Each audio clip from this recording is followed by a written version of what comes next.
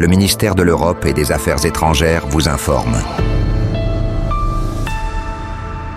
Depuis plusieurs années, les services consulaires se mettent à la page du numérique afin de rendre les démarches plus accessibles pour les Français qui résident à l'étranger, en particulier ceux qui sont éloignés de leur consulat. On peut ainsi penser à l'inscription au registre consulaire qui se fait désormais en ligne sur service-public.fr ou encore le vote par Internet, une modalité de vote utilisée depuis 2012. Mais la direction des Français à l'étranger et de l'administration consulaire n'en reste pas là et travaille activement pour rendre plus faciles les démarches consulaires.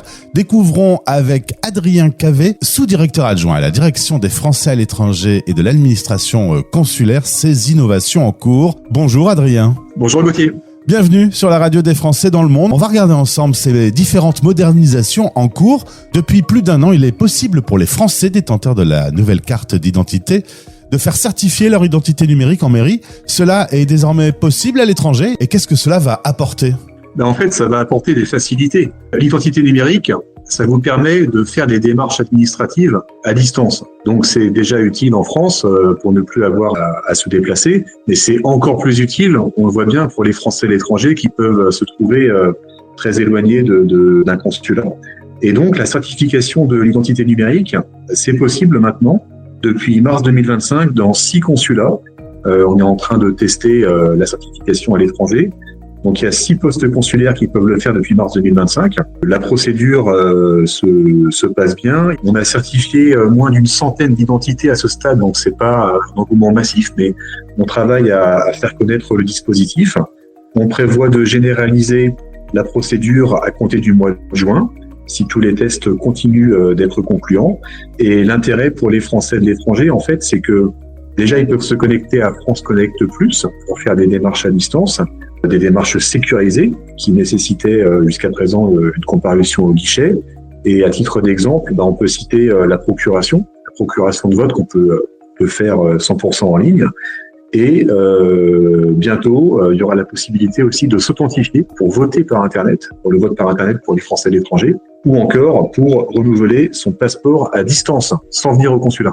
Adrien, il y a justement une expérimentation du renouvellement à distance des passeports, actuellement menée au Canada et au Portugal. Où en est-on ? Merci de mentionner ce sujet parce que c'est un projet vraiment emblématique de la modernisation que notre ministère essaie d'apporter pour les Français de l'étranger. On est sur un dispositif qui permet de renouveler son passeport totalement à distance sans venir au consulat. C'est vraiment très très moderne parce que en France, je le rappelle, pour un passeport, il faut comparaître au guichet, au dépôt et au retrait.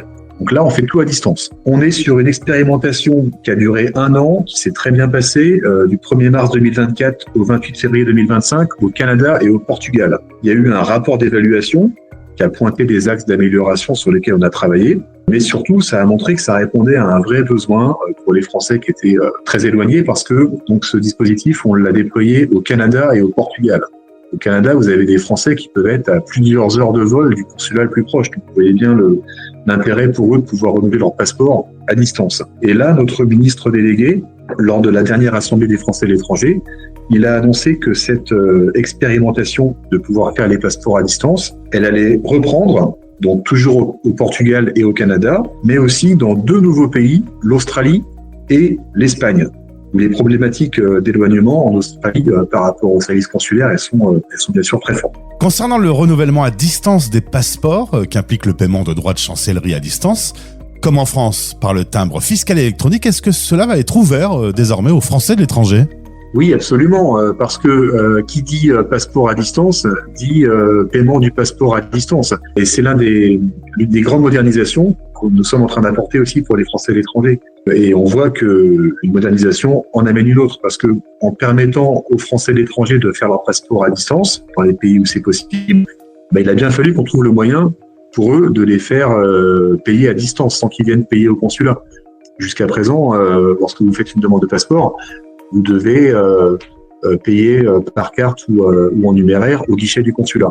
Et donc là, on a mis en place, donc au Canada, au Portugal, c'est déjà possible, mais à compter du 15 avril, dans 5 postes pilotes qui sont Berlin, Francfort, Munich, Londres et Dubaï, nous avons mis en place la possibilité pour les Français qui le souhaitent de prépayer en ligne leur demande de passeport ou de carte d'identité sur le site timbre.impots.gouv.fr, la plateforme Timbre qui permet donc de prépayer en ligne les démarches administratives. Regardons maintenant ensemble quelles autres évolutions sont à prévoir pour les services de passeport et pour la carte nationale d'identité. Alors, après la mise en place du paiement en ligne des droits de chancellerie, avec la possibilité de payer par timbre électronique, il y a une seconde brique, une seconde évolution que la direction des Français à l'étranger est en train de mettre en place au bénéfice des Français à l'étranger pour leur simplifier les démarches, c'est le raccordement, la possibilité pour les Français à l'étranger de faire leur pré-demande de passeport et de carte d'identité en ligne, en utilisant, comme c'est le cas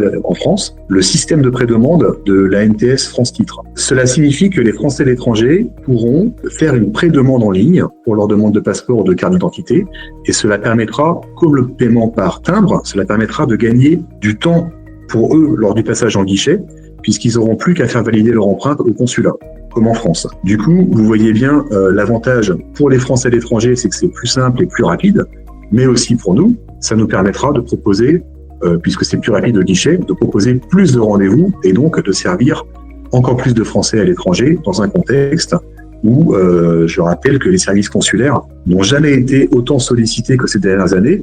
En 2023, à nouveau en 2024, on a reçu plus de 500 000 demandes de passeport ou de carte d'identité. C'est un niveau qui n'avait jamais été atteint, même avant le Covid, et on s'attend à ce que la demande soit aussi encore plus forte avec la possibilité d'utiliser l'identité numérique et qui nécessite d'avoir une carte d'identité au nouveau format, la carte d'identité électronique. Et donc, on s'attend à ce qu'il y ait des Français qui n'ont pas encore la nouvelle CNI, la nouvelle carte d'identité, et qui viennent vers nos guichets pour en faire une demande. Aujourd'hui, la satisfaction des usagers, c'est votre priorité. Alors, comment intégrez-vous les demandes que vous recevez ? Merci pour cette question, Gauthier. Pour te répondre, je vais prendre un exemple très concret.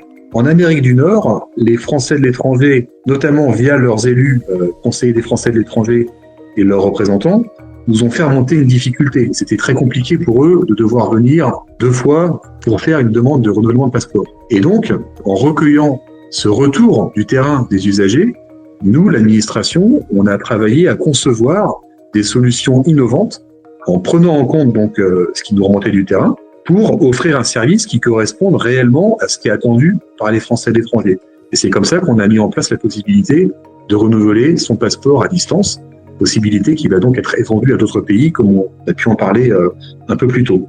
C'est un petit peu nouveau, mais cette démarche dans laquelle notre direction est très fortement engagée, de recueillir, de mesurer la satisfaction des usagers, ça correspond en fait au programme Service Public Plus, dans lequel les administrations en France et donc nous pour les Français de l'étranger s'engagent à être plus proches, plus efficaces et plus simples pour les Français de l'étranger. Pour nous, pour les Français de l'étranger, ça veut dire proposer des services consulaires qui soient simples et qui correspondent très concrètement à ce que les Français attendent de nous. Merci Adrien Cavé. Aujourd'hui, la modernisation des services consulaires est en cours.